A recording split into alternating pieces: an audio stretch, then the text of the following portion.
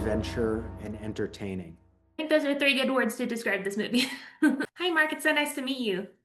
Hey, Melanie, thanks for having me. Congratulations on this movie. I absolutely love Do Not Enter. It was such an adrenaline rush of a film. I was wondering, since you've done so many amazing music videos, what was it about this film that made you want to jump into feature filmmaking? During COVID, a friend of mine who I had worked with in the music world, he's moved on and he produces movies now, and he sent me the script.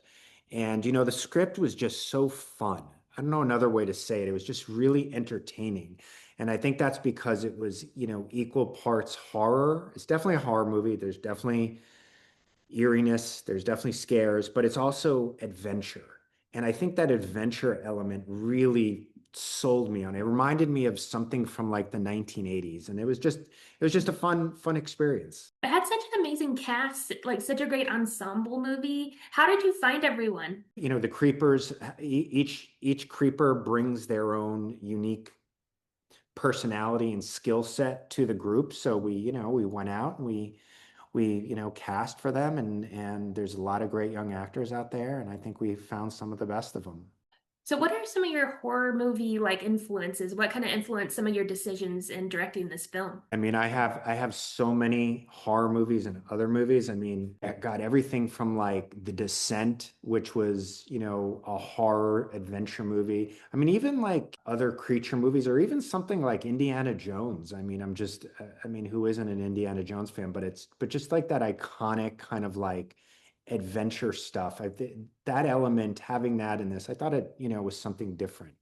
Yeah, definitely.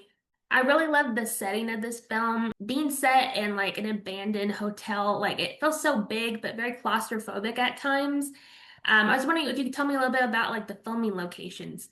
Sure. Well, we that was probably the biggest decision that went into this whole movie, because a lot of the abandoned buildings and abandoned hotels that exist, they're not safe to shoot in. There's glass, there's concrete, there's rebar, there's sharp edges. There's just no way we could ever shoot in them safely. So one of the producers on the movie happens to have experience shooting in Bulgaria, and he sent me this thing. It was built during the communist era, and it's this giant brutalist cement building that was built in like the early 70s, and it just had the right vibe, and it felt so big. It felt eerie even through the photographs. And when we went there, that's the whole reason we shot in Bulgaria, was for this particular location, because on our budget, we just could never afford something like that. And that location was just really unique.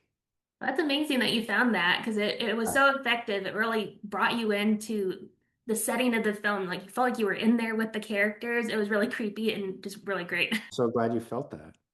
Well, before I go, I just wanted to ask, what is a particular part of this filming process that you're just really proud of? We used a lot of VHS, and I really like the VHS aesthetic. I like it when it's done well, and I love the 80s.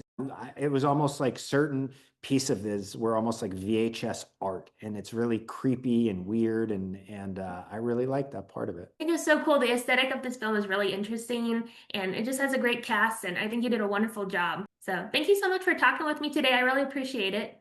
Thank you for having me, and thank you for all the kind words.